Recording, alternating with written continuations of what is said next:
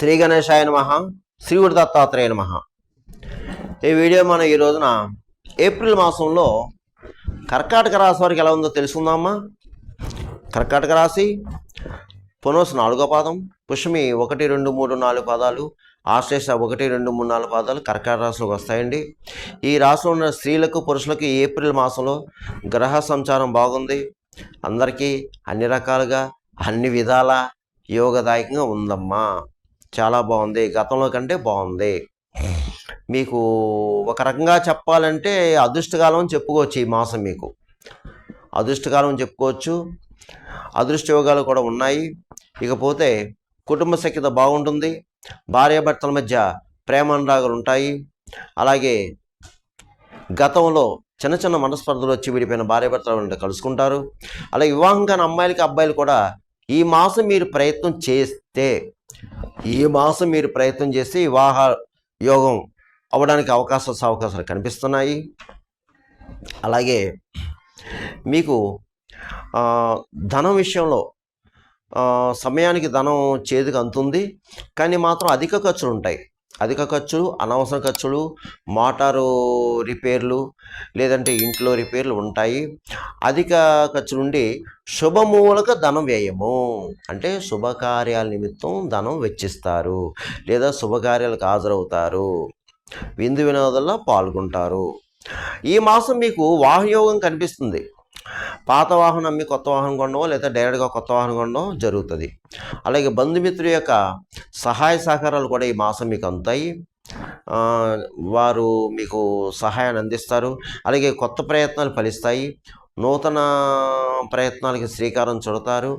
అలాగే భూగృహ సంబంధ లావాదేవీలు కూడా ఈ మాసం మీకు పూర్తవుతాయి. గృహ నిర్మాణం చేపడతారు. లేదంటే గతంలో గృహ నిర్మాణం చేపట్టి కొన్ని పరిస్థితుల కారణంగా ఆగిపోతే అది మళ్ళీ పునః ప్రారంభిస్తారు. స్థిరాస్తి విషయంలో ఒక కొలుక్కు వస్తారు. కోర్టు వ్యవహారాలు ఉన్నవారు సక్సెస్ అవుతారండి. తీర్పు మీకు ఫేవరబుల్గా వస్తుంది. అలాగే ఈ మాసం మీరు కొన్ని బాధ్యతలు చేపడతారు. చేపట్టిన బాధ్యతలు సక్రమంగా నిర్వర్తిస్తారు. అలాగే మీకు ఈ మాసం గౌరవ పురస్కారాలు లభిస్తాయి. గుర్తింపు ఉంటుంది. మీకు జీవన విధానం బాగుంటుంది. ఎవరు ఏ వృత్తిలో ఉన్నా సరే ఆ వృత్తిలో మంచి రాణింపు ఉంటుంది. మిమ్మల్ని గుర్తిస్తారు. అలాగే దూర ప్రయాణాలు చేస్తారు, తీర్థయాత్రలు చేస్తారు. మీకు ఏదైనా సరే, ఏ విషయమైనా సరే అంటే అవలీలగా ఏ సమస్యైనా సరే పరిష్కారం చేసుకోగలుగుతారు. మీరు ఆ సమస్యని అవలీలగా పరిష్కారం చేసుకోగల దన్ను మీకు ఉంటుంది. అలాగే మీకు ఎప్పటి నుండో ఉన్న పెండింగ్ వ్యవహారాలు కూడా మీకు ఇప్పుడు పూర్తవుతాయి. ఏది అయినా సరే ఈ కర్కాటక రాశి వారికి ఈ మాసం బాగుంది. కాకపోతే ఏంటంటే ఆరోగ్య విషయంలో జాగ్రత్త అమ్మా. ఆరోగ్య విషయంలో చాలా జాగ్రత్తగా ఉండాలి. చాలా కేర్ తీసుకోవాలి. ఏమాత్రం అనారోగ్య పరిస్థితి వచ్చే వెంటనే వైద్యం సంప్రదించండి. ఇకపోతే ఇతరులు మాత్రం నమ్మొద్దు. ఇతరులకు హామీ ఉండొద్దు. నోటి దోషణ పనిచేయదు. మీ నోటికి ఎంత వస్తే అంత ఎవరితోనూ మాట్లాడద్దు. వాదోపవాదాలకు దిగవద్దు. మీకు తెలియని శత్రువులు ఉంటారు. మీ మీద ఈ మాసం నరఘోష ఎక్కువ ఉంటుంది. అలాగే ప్రయాణం చేసేటప్పుడు చాలా జాగ్రత్తగా ఉండండి. మిగతా విషయాలు బాగున్నాయి. ఈ విషయాలు మాత్రం కేర్ తీసుకోండి అంతే. ఇక రియల్ ఎస్టేట్ రంగంలో ఉన్నవారికి బాగుంది, కానీ కొంచెం కష్టపడాలి. స్పెక్యులేషన్ బాగుంది, లాభిస్తుంది. మోటార్ ఫీల్డ్ వరకు బాగుంది. ప్రైవేట్ కాంట్రాక్ట్స్ కూడా బాగుంది. ఇక వ్యాపారస్తులకి, చిన్న వ్యాపారస్తులకి, పెద్ద వ్యాపారస్తులకు బాగుంది. జాయింట్ వ్యాపారస్తులకి బాగుంది. కొత్తగా కూడా వ్యాపారం పెట్టుకోవచ్చు. అలాగే కేంద్ర రాష్ట్ర ప్రభుత్వం పనిచేసేవారు, ఉద్యోగస్తులు ఎవరైతే ఉన్నారో మీకు కూడా బాగుందండి. పై అధికారుల మనల్ని పొందుతారు. ప్రమోషన్స్ ఉన్న బదిలీలు కనిపిస్తున్నాయి. స్థల మార్పు ఉంది, గృహ మార్పు ఉంది. మీ గృహంలో శుభకార్యాలు జరగడానికి అవకాశాలు కనిపిస్తున్నాయి.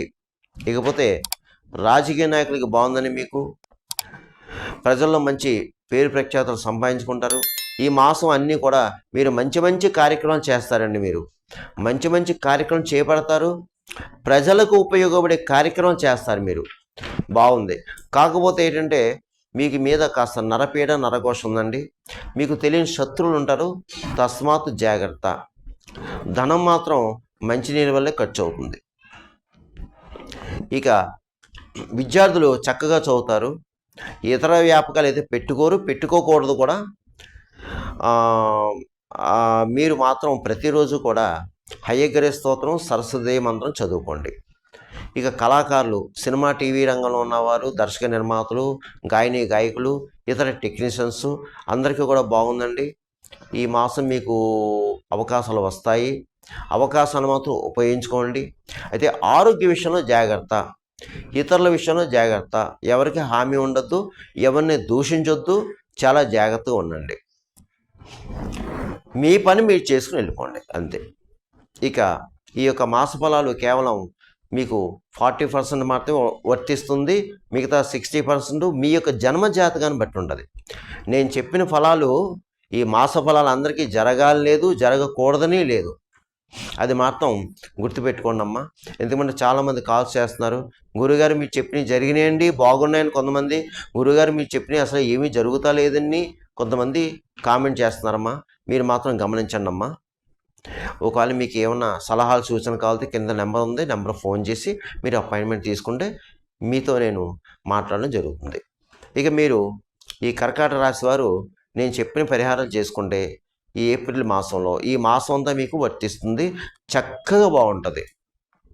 అది ఏమిటి అంటే, ఈ మాసంలో మీరు సోమవారం శివాలయంలో అభిషేకాలు చేయించుకోండి. ప్రతి సోమవారం కూడా శివాలయంలో అభిషేకం చేయించుకోవడం, అలాగే అమావాస్య ముందు వచ్చే మాస శివరాత్రి శివాలయంలో రుద్రాభిషేకం చేయించుకోవడం, అలాగే కాలభైరవ బహుళాష్టమి వస్తుంది, కాలభైరవ స్వామికి వీలైతే దగ్గరలో ఏమైనా కాలభైరవ స్వామి టెంపుల్ ఉంటే అక్కడ అభిషేకం చేయించుకోవడం, లేదా ప్రతిరోజు కూడా కాలభైరవాష్టమి చదువుకోవడం, హనుమాన్ చాలీసా చేసుకోవడం. అలాగే ఒకసారి మీరు ఈ నవగ్రహాల దగ్గరికి శనివారం రోజున తైలాభిషేకం చేయించుకోండి. నవగ్రహాల దగ్గర శనివారం రోజున తైలాభిషేకం చేయించుకోండి, మీకు బాగుంటుంది. తర్వాత వీలైతే మీ గృహంలో వ్రతం చేయించుకోండి, సత్యనారాయణ స్వామి వ్రతం చేయించుకోండి. అలాగే ఏమాత్రం అవకాశం ఉన్నా నదీ స్నానం చేయడానికి ప్రయత్నం చేయండి. ఒక పౌర్ణమి రోజు కానీ అమావాస్య రోజు కానీ నదీ స్నానం చేయడానికి ప్రయత్నం చేయండి.